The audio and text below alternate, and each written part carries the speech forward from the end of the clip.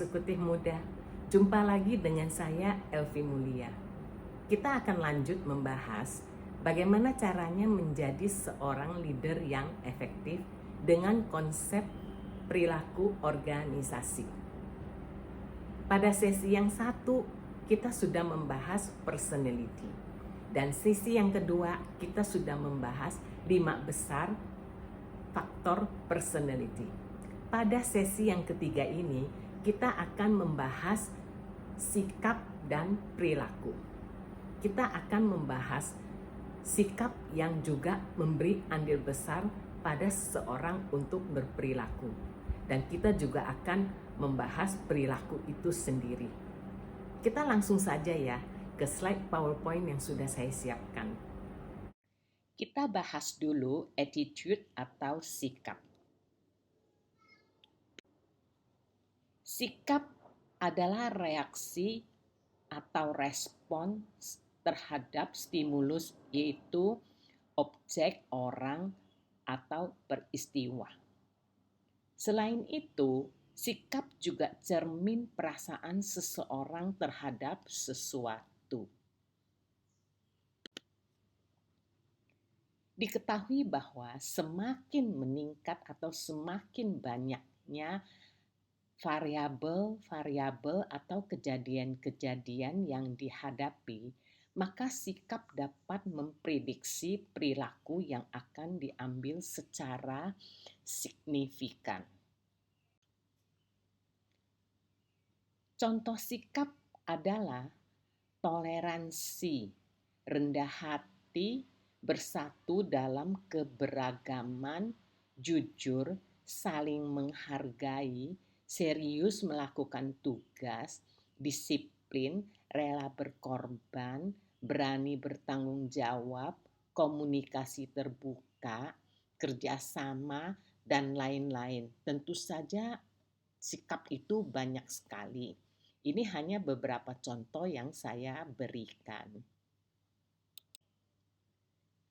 Sekarang kita lihat 3 komponen utama sikap.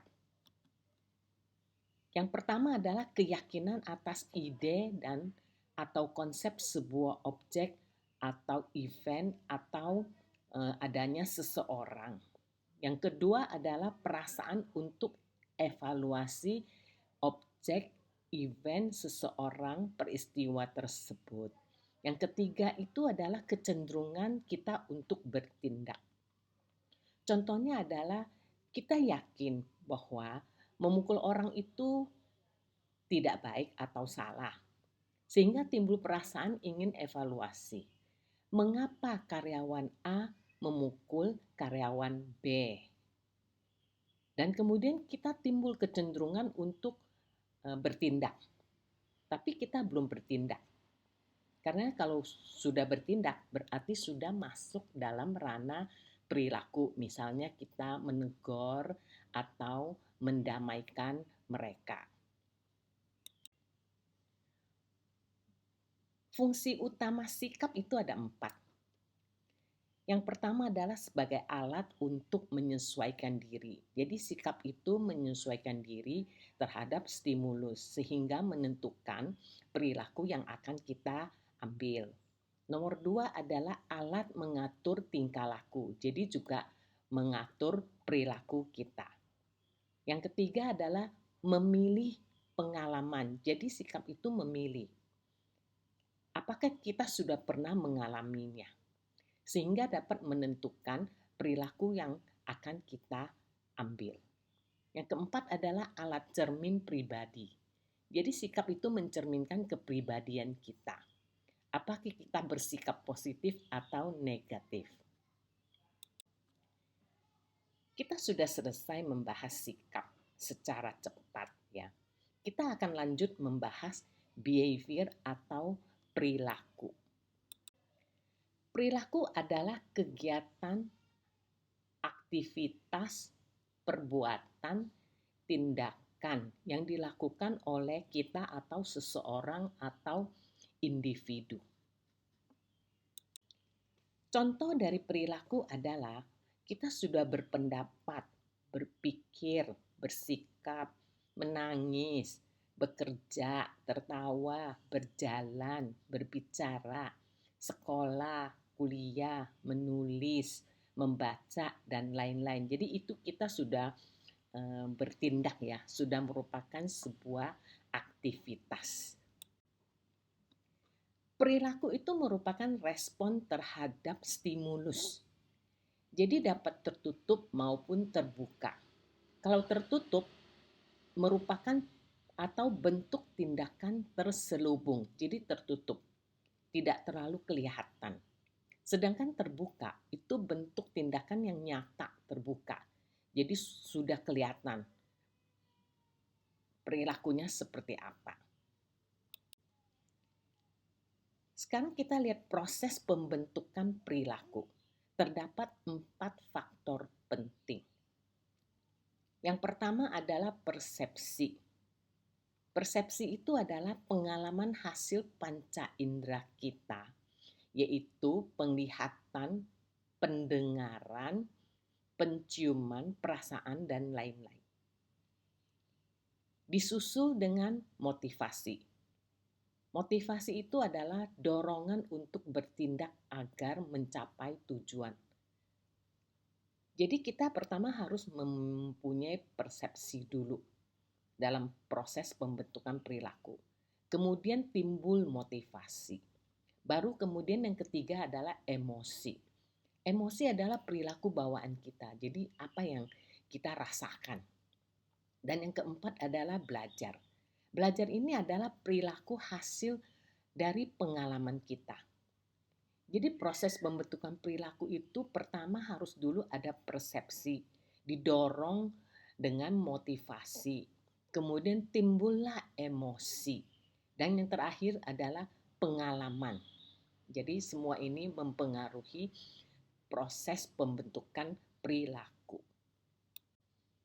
Sekarang kita lihat proses terjadinya perilaku. Itu ada 5 tahap, 5 steps ya. Yang pertama adalah kesadaran atau sadar. Jadi kita sadar terdapat stimulus di depan kita atau objek atau orang atau ada event. Kemudian kita mulai tertarik pada step kedua. Kita mulai tertarik pada objek atau stimulus tersebut. Yang ketiga, kita mulai melakukan evaluasi. Kita menimbang baik buruk objek atau stimulus tersebut. Masuk langkah keempat, kita mulai mencobanya. Kita mencoba dengan perilaku yang baru. Dan yang kelima adalah kita mulai adopsi. Yaitu kita berperilaku baru sesuai dengan pengetahuan, kesadaran, dan sikap kita. Sikap menentukan perilaku kita, bukan bertindak. Perilaku adalah sebuah tindakan yang kita ambil. Sehingga selain personality yang kita bahas pada sesi 1, sikap memberi pengaruh besar pada perilaku yang dilakukan seseorang. Dengan demikian, mempelajari personality dan sikap karyawan yang kita pimpin sangat penting agar kita dapat bersikap yang tepat terhadap cara, tindakan, keputusan, dan lain-lain yang mereka lakukan. Kita sudah selesai membahas sikap dan perilaku. Saya membuat 3 perbandingan antara personality, sikap, dan perilaku.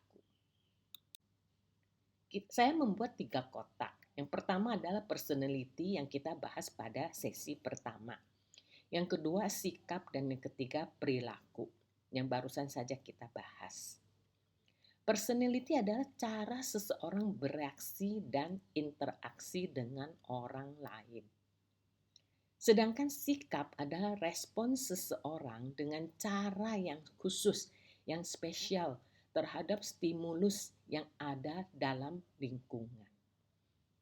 Dan perilaku adalah hasil dari seluruh pengalaman kita dan interaksi kita dengan lingkungan dalam bentuk pengetahuan, sikap, dan perilaku kita sendiri.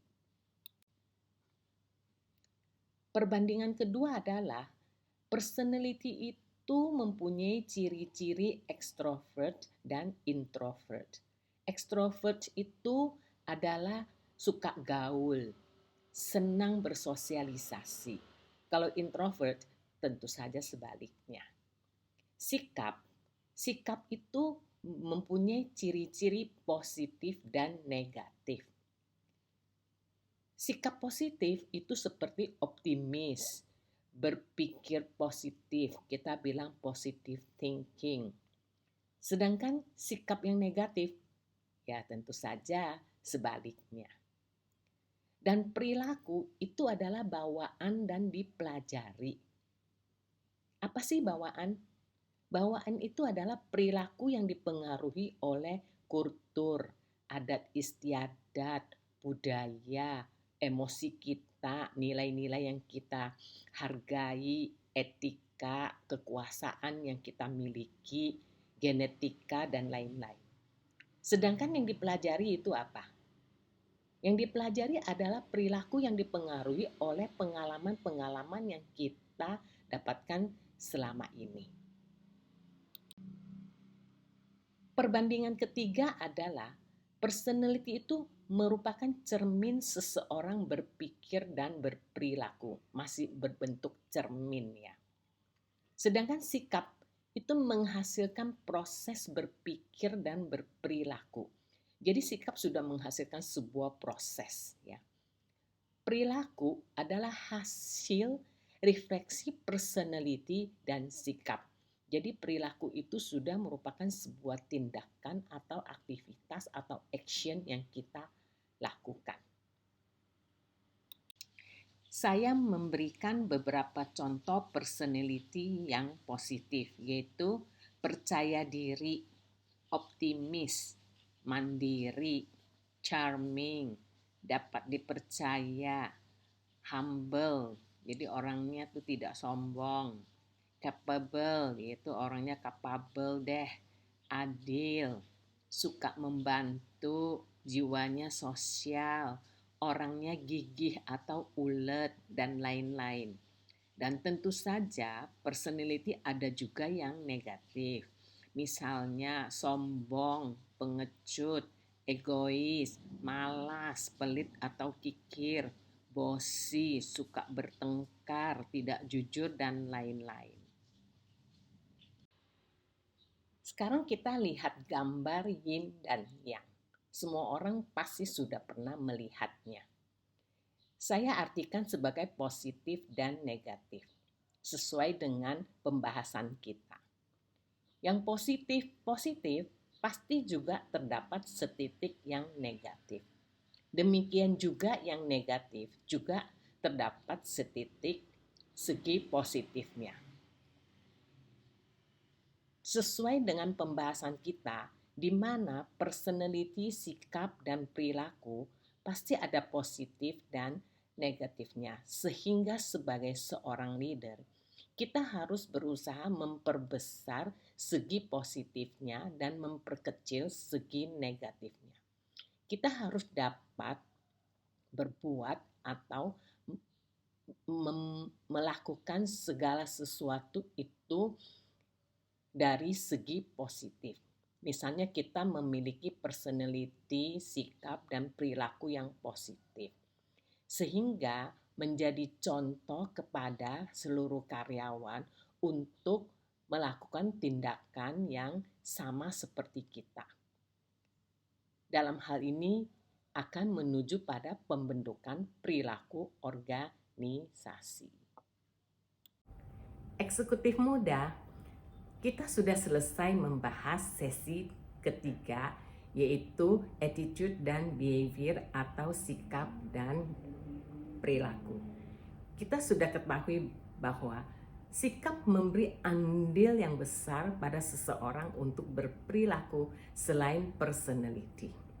Pada sesi yang keempat, kita akan membahas persepsi. Karena persepsi juga memberi pengaruh besar pada seseorang untuk berperilaku. Oke, sebelum kita berpisah, jangan lupa like dan subscribe ya. Terima kasih sudah mendengarkan saya. Bye.